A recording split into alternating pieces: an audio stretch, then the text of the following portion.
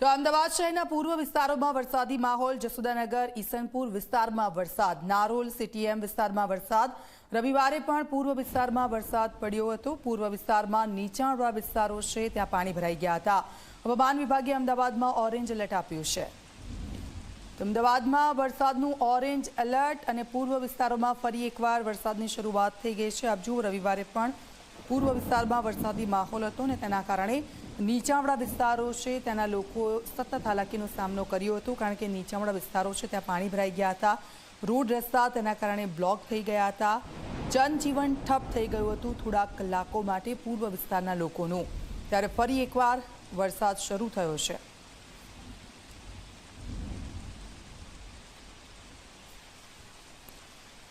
સીધા જઈશું, મારા સંવાદદાતા દર્શલ અને સપના બંને અમારી સાથે જોડાઈ ગયા છે અલગ અલગ વિસ્તારથી। તેમની પાસે જઈશું, શું સ્થિતિ છે ત્યાંની। દર્શલ, ફરી એકવાર વરસાદની શરૂઆત થઈ ગઈ છે, પરંતુ પૂર્વ વિસ્તારમાં જે વરસાદને કારણે લોકોને હાલાકી થઈ રહી છે, કેવા દ્રશ્યો ત્યાંથી?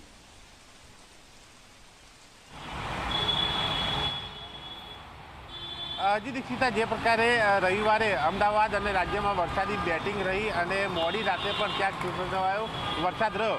અત્યારે હાલની વાત છે, અત્યારે પૂર્વ વિસ્તારમાં જશોદાનગર વિસ્તારમાં આવું છું ને અહીંયા ફરી એકવાર વરસાદની શરૂઆત થઈ છે। કેમેરામેન સૂર્યપ્રકાશ શર્મા આ જશોદાનગર વિસ્તારના દ્રશ્યો આપણે બતાવી રહ્યા છે કે જ્યાં જોઈ શકાય છે કે ટ્રાફિક અહીંયા જોવા મળી રહ્યો છે। વરસાદના કારણે ક્યાંક ટ્રાફિક જે છે તે સામાન્ય રીતે સર્જાતો હોય છે, એ પ્રકારની પરિસ્થિતિ અહીંયા પણ સર્જાઈ છે।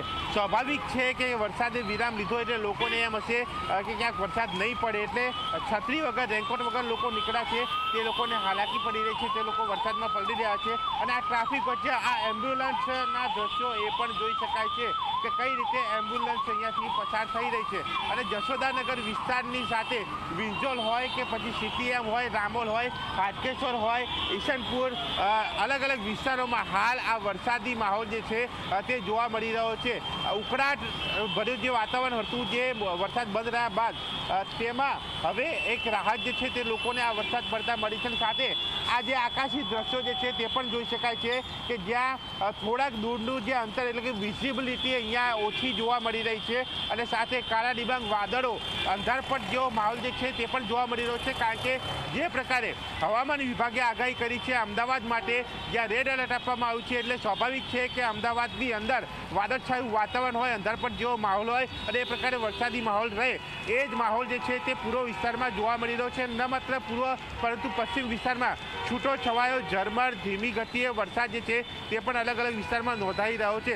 એટલે કે આ માહોલ છે, અને જો વધારે સમય આ વરસાદ ચાલુ રહે તો કેટલાક વિસ્તારોમાં, નીચાણવાળા વિસ્તારોમાં વરસાદી પાણી ભરાવાની સમસ્યા પણ સામે આવી શકે છે। અને જે પ્રકારે દીક્ષિતા વાત કરું, જે રવિવારે વરસાદ રહ્યો, હજુ પણ અમદાવાદ પાસેના દસક્રોઈ જિલ્લાના કે દસક્રોઈના કેટલાક ગામો છે કે જ્યાં હજુ પણ વરસાદી પાણી ભરાયેલા છે, જ્યાં 2-3 દિવસ સુધી એ નિકાલ નથી આવતો, એટલે કે ત્યાં પણ જો વરસાદ પડે તો ત્યાં પણ હજુ વધારે પાણી ભરાય અને લોકોને હાલાકી પડે, જે હાલ ભોગવી રહ્યા છે તેમાં વધારો થાય, આ પરિસ્થિતિ છે પૂર્વ વિસ્તારની। અને સાથે આ વરસાદની મજા પણ કેટલાક લોકો માણી રહ્યા છે, તે પણ માહોલ જોવા મળી રહ્યો છે।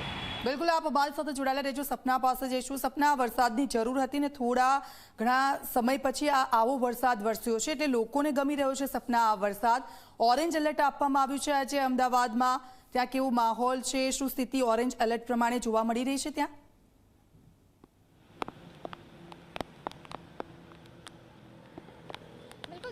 એક અપડેટ એ છે કે અમદાવાદમાં રેડ એલર્ટ એટલે કે અત્યંત ભારે વરસાદની આગાહી વ્યક્ત કરવામાં આવી છે। ન માત્ર અમદાવાદ પરંતુ ઉત્તર જે ગુજરાત છે અને પૂર્વ ગુજરાત છે એના તમામ જિલ્લાઓમાં 1 વાગ્યા સુધી રેડ એલર્ટ આપવામાં આવ્યું છે। અત્યંત ભારે વરસાદની આગાહીની શક્યતા છે। સાથે જ નરોડાના આ દ્રશ્ય હાલ આપ જુઓ, નરોડા કૃષ્ણનગર તરફનો જે વિસ્તાર છે ત્યાં અત્યારે ભારે વરસાદ પડી રહ્યો છે। વાતાવરણ નિશ્ચિત રૂપે, કારણ કે ઘણા બધા અમદાવાદીઓ રાહ જોઈ રહ્યા હતા વરસાદની, તો એ જે વરસાદ પડી રહ્યો છે એના કારણે ખુશનુમા માહોલ છે, વાતાવરણ સારો છે। શ્રાવણનો પહેલો સોમવાર પણ છે, તો કલ્પના પણ થોડીક એવી હોય કે વરસાદ હોય, ઠંડો માહોલ હોય, એ જ માહોલ અત્યારે જોવા મળી રહ્યો છે। જો કે આ વરસાદ સતત રહેશે તો અમદાવાદના કેટલાક વિસ્તારોમાં પાણી ભરાશે। આજે સતત બીજો દિવસ છે કે જ્યારે અમદાવાદ શહેરમાં રેડ એલર્ટ છે। રેડ એલર્ટના કારણે અત્યંત ભારે વરસાદની આગાહી વ્યક્ત કરવામાં આવી રહી છે, જ્યારે ગુજરાતના અન્ય કેટલાક જિલ્લાઓમાં ઓરેન્જ તો યલો એલર્ટ પણ આપવામાં આવ્યા છે। હાલ જે દ્રશ્યો આપ જોઈ રહ્યા છો ઘણા બધા વિસ્તારો એવા છે કે જ્યાં ગઈકાલે જે વરસાદ પડ્યો ત્યારબાદ હજી સુધી પાણી ઓસર્યા નથી, ત્યારે આજે પણ અત્યંત ભારે વરસાદની આગાહી વ્યક્ત કરવામાં આવી છે. તો આજે પણ ઘણા બધા એવા વિસ્તાર કે જે નીચાણવાળા છે ત્યાં પાણી ભરાવાની શક્યતા રહી શકે છે. જે પ્રમાણે વરસાદ સતત અત્યારે ભારે પડી રહ્યો છે, જો આજ કન્ટિન્યુ રહેશે તો કેટલાક વિસ્તારોમાં ભારે વરસાદની પણ જે શક્યતાના કારણે પાણી ભરાવાની સમસ્યા જે છે એ પણ જોવા મળી શકે છે. જો કે અત્યારે જે રીતે નરોડા વસ્ત્રાલનો જે વિસ્તાર છે ત્યાં ભારે વરસાદ પડી રહ્યો છે. દીક્ષિતા.